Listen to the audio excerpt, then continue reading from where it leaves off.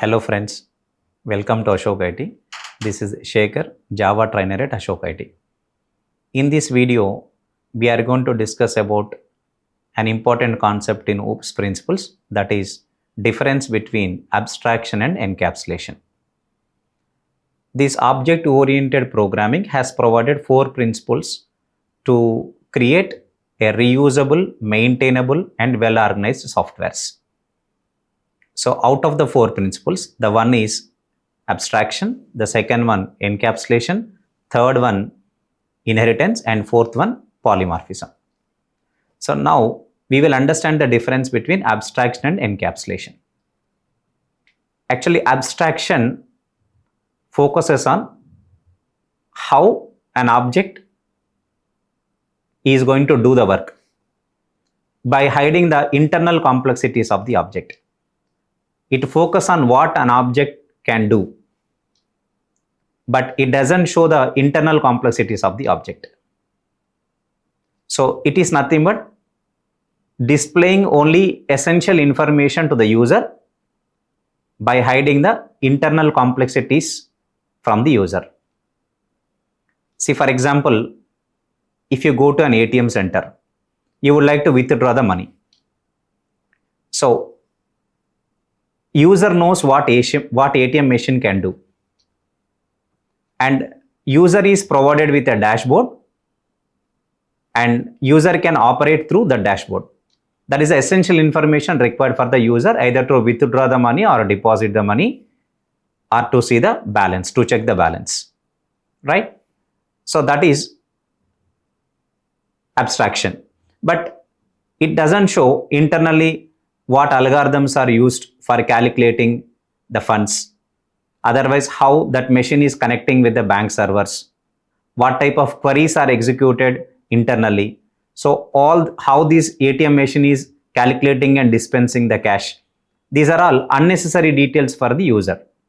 So these are all hidden from the user. So this concept is called abstraction. So it primarily focuses on what an object can do, and it only shows the operations of the object but doesn't show how they are implemented.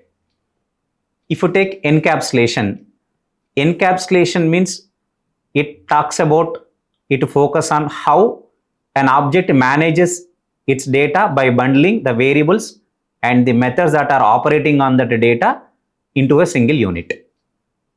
That is how encapsulation is. So for example, if you want to achieve encapsulation, if you want to implement encapsulation in programming, so you need to create variables as private variables, and you should define a public setter and getter methods to access them in a controlled way or modify them in a controlled way. That is how you can implement encapsulation. Basically, abstraction is a design level concept. Encapsulation is implementation level concept. So in Java, how you can able to implement abstraction? So it can be implemented through 2 concepts in Java. One is abstract classes and second one is interfaces. If you create abstract class or if you create an interface where we can only just create an abstract method, but that method does not have any concrete implementation. Only the method declaration will be provided to the user, and with that user can understand that this is the operation I can use and this is the way how I have to use it by passing parameters, and this is the output I am going to get from that method. That is the user interface for the abstraction. Now, its implementation details, how that method is implemented, that is not shown to the user. So this is example, abstract classes and interfaces are used for implementing abstraction in Java. When it comes to encapsulation, you create private variables and you define the public setter and getter methods to access them in a controlled way, so that you can restrict unauthorized data access or unauthorized modifying of the data. Let's see how abstraction and encapsulation can be implemented through code. Let's move on to the screen.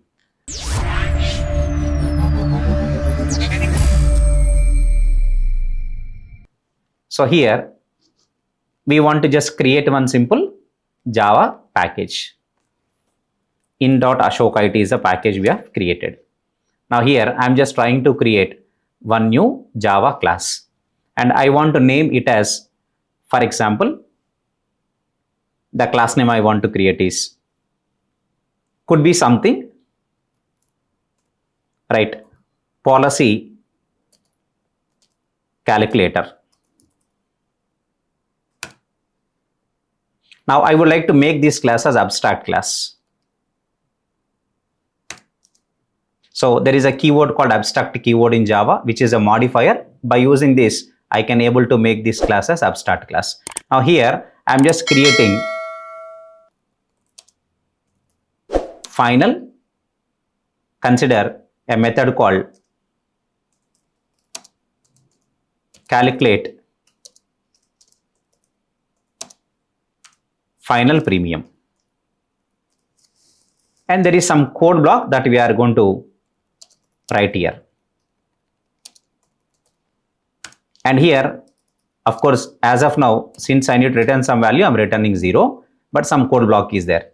Now I'm also creating one abstract method. So this is a way how we can able to create the abstract method. Double, let's say, calculate risk factor.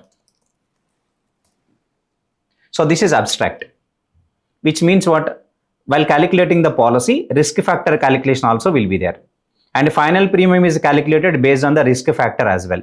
Like for example, if the age of the person is more than 60 or he is having any already pre-existing diseases or any other habits like smoking or drinking, based on that, the risk factor calculation will be changed.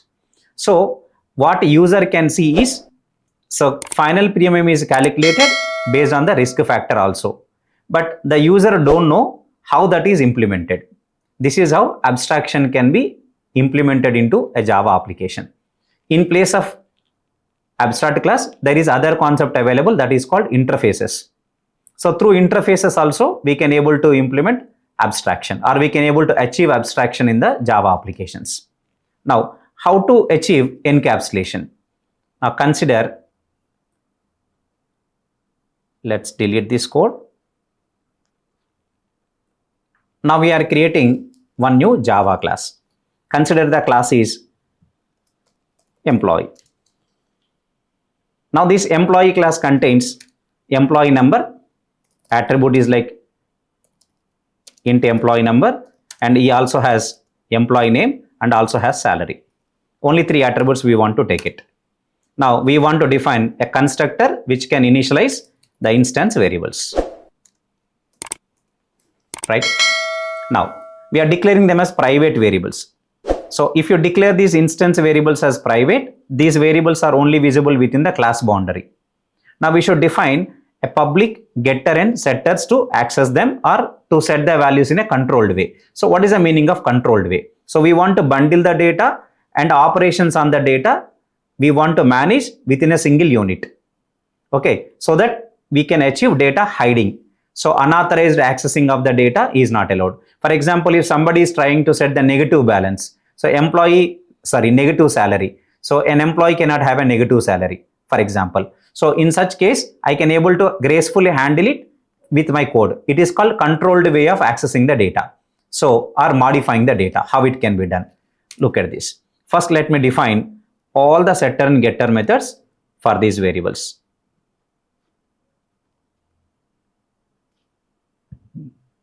Now I'll go to updating the salary. Before updating the salary, I want to check one if condition. If a salary less than 0, okay, least salary allowed is 0. If it is less than 0, then we want to throw illegal argument exception, invalid value. So we are going to throw an exception if the provided salary is less than 0. Let's try this by creating the main. Okay. Now I'm just going to create one new Java class which is main and which contains main method. Okay. We are creating an object for employee. Employee E equal to new employee. And we are providing employee number 101. Employee name is A and initial salary is 4,000. Employee is created. Now I would like to set E dot set sal of minus 1000. I'm trying to set the negative value. So now this is unauthorized way of modifying the value of the instance variable, right? Now, if I try to run this code, then you can see that there is one exception will be thrown, invalid argument exception. It is an invalid input. Now we can see illegal argument exception, invalid value. Like this, we can able to protect our data, protect our members by setting invalid data to the variables. So how can we achieve this encapsulation? By making all the variables as private variables, and we are defining public setter and getter methods, and we are also writing the code to manage the controlled way of accessing it, which means we don't want to allow directly setting the invalid values. We can define some conditions, and based on that we can able to either set the value or we can able to throw the exception. In this way we can protect the members of the object. This is how encapsulation can be achieved. Thank you for watching this.